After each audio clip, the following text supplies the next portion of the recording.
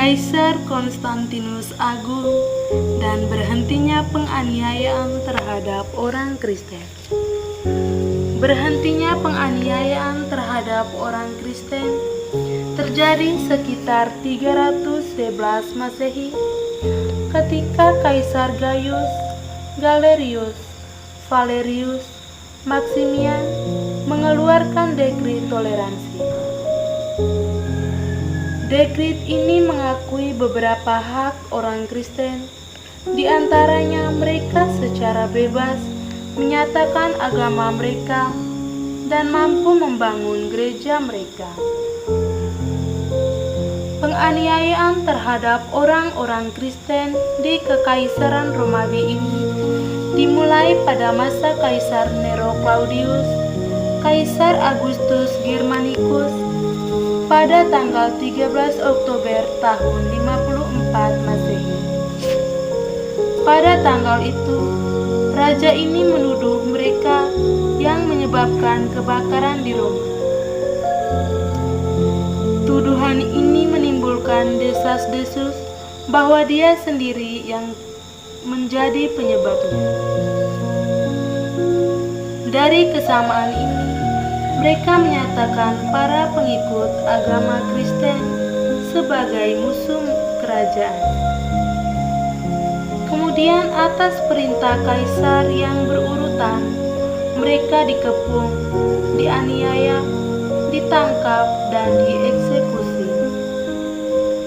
Sanksi juga termasuk penghancuran kuil dan buku-buku suci, serta penyitaan properti. Riwayat hidup Kaisar Konstantinus Agung. Konstantinus merupakan seorang tokoh penting dalam sejarah kekristenan. Gereja Makam Kudus yang dibangun atas perintahnya di lokasi yang diiklami sebagai makam Yesus di Yerusalem menjadi tempat tersuci dalam dunia Kristiani. Klaim kepausan atas kekuasaan temporal pada abad pertengahan tinggi didasarkan pada sebuah dokumen yang disebut donasi Konstantinus. Konstantinus Agung dihormati sebagai orang kudus oleh kalangan Ortodoks Timur, Katolik Bizantin, dan Anglikan. Sebagai kaisar, Konstantinus melakukan banyak reformasi di bidang administrasi, keuangan, sosial, dan militer untuk memperkuat kekaisaran.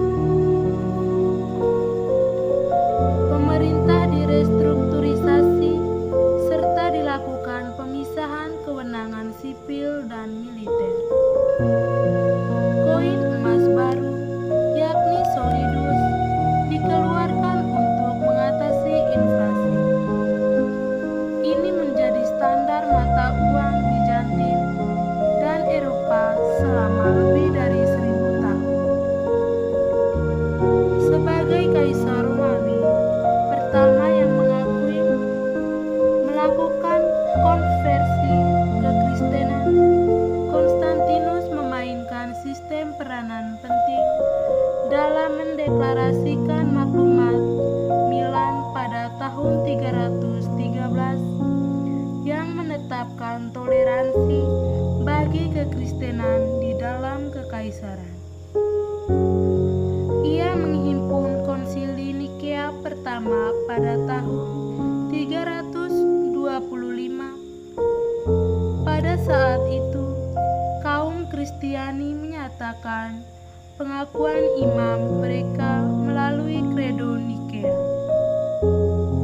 Dalam bidang militer, tentara Romawi direorganisasi sehingga unit lapangan yang mobil dan tentara garnisun yang mampu mendapati ancaman internal dan invasi dan kaum barbar. Konstantinus melakukan kompanye-kompanyenya militer yang sukses pemberontakan Romawi, suku Franta, Alemani, Goth, dan Sarmatia, bahkan memungkinkan kembali wilayah-wilayah yang ditinggalkan oleh para pendahulunya selama gejolak pada abad sebelumnya.